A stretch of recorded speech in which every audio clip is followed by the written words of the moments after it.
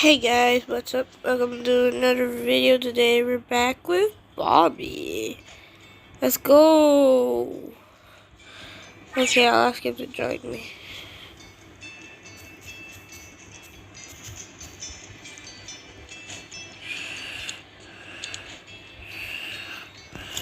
He only can do easy.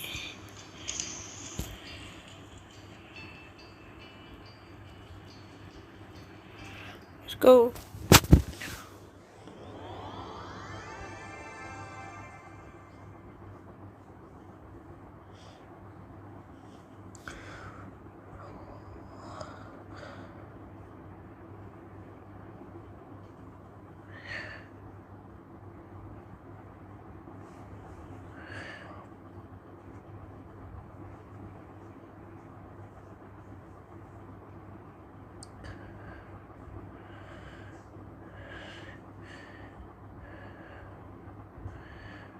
Okay.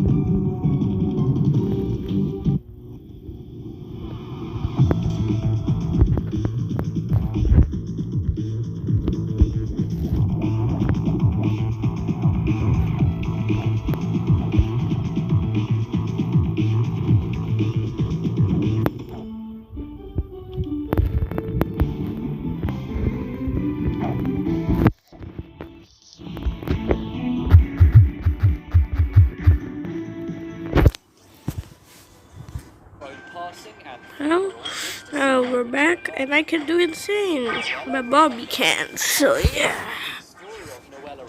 Made headlines around the world in 2016. She lives in Australia, but one day she had to return to her home of Burundi.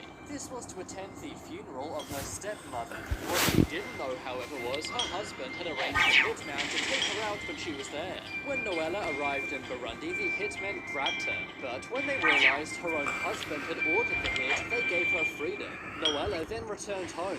However, the hitmen told her husband that they completed the job. That's because they still wanted to get paid. So Noella's husband, believing that she'd been taken out, arranged her funeral. But he was stunned when Noella confronted him at her own funeral. Later on, her husband, Balenga, was sentenced to 5 years in prison. Noella then went on to start a new life with her 8 children. It's crazy that this couple have been married for 10 years, and young Balenga decided to do that. Thankfully, the hitmen were outraged, otherwise Noella would not have left Burundi alive. But just imagine the look on her husband's face when she shows up at her own funeral he planned. Matthew Wall. This took place in the village of Brawning, Hertfordshire, England. On the 2nd of October, the town came together for the funeral of local farmer Matthew Wall. But on the way to the funeral, one of the pallbearers dropped the coffin. That may sound like a bad thing, but it's actually a great thing that it happened. That's because the jolt was enough to wake up Matthew Wall. Matthew, the farmer, then went on to live for 2 more decades. And his coming back to life is a continued celebration for the village of Brawning.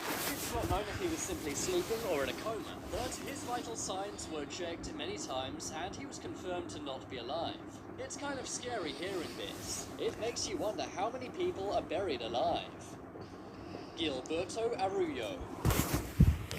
Just imagine if your entire family thought you'd passed away, when in reality you're alive and well. This is what happened to Gilberto Arroyo of Brazil.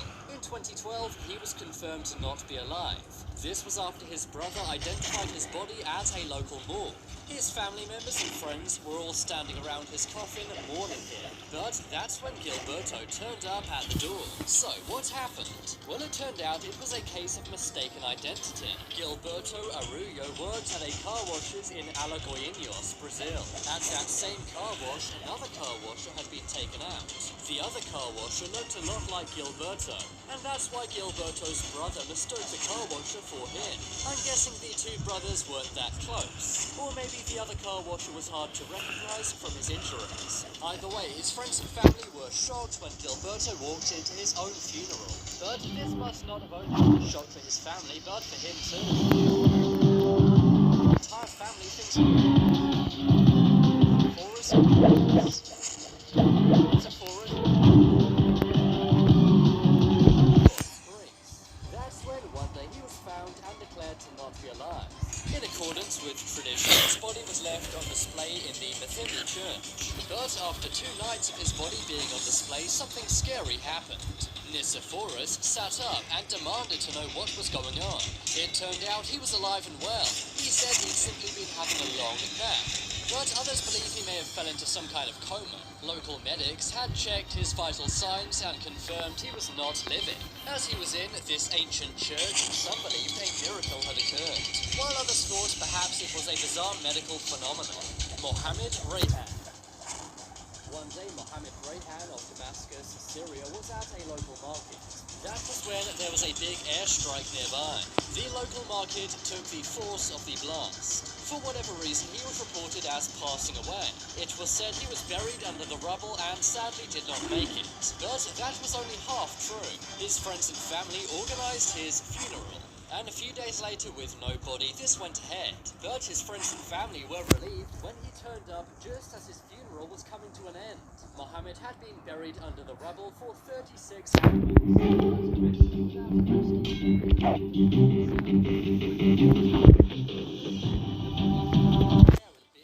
Just imagine if you were his loved one. It would have been an emotional roller coaster hearing he'd passed on and then finding out he was okay. Walter Williams. On February 26, 2014, Walter Williams of Mississippi was confirmed to not be alive. He was 78 years old at the time. All of the paperwork was completed and he was put into a body bag. He was then taken to a funeral home. But one day before his funeral, as he was being prepared, something strange happened. The coroner noticed him breathing very lightly. Then all of a sudden his legs began to move and it was clear that Walter was alive. He was taken to a hospital and it was confirmed he was in fact alive. But this respawn sadly did not last too long. That's because 2 weeks later he passed away for real. His nephew was quoted as saying, "I think he's actually gone this time." Again, an emotional roller coaster, hearing that a loved one passed on, they were alive, and then they passed on again. It may sound like fiction, but this really can happen. This is known as Lazarus syndrome, which is where you pass on and then come back to life. Mohammed Furkan. In 2019, Mohammed Furkan's family were very sad. A grave had been dug and they were about to bury their loved one. That's when the incredible happened. All of a sudden, Mohammed, who was supposedly not alive, began to move. He is confirmed to not be alive by multiple doctors. But the 20-year-old was actually fine. He was rushed to a hospital and placed on See a you guys ventilator. next time. The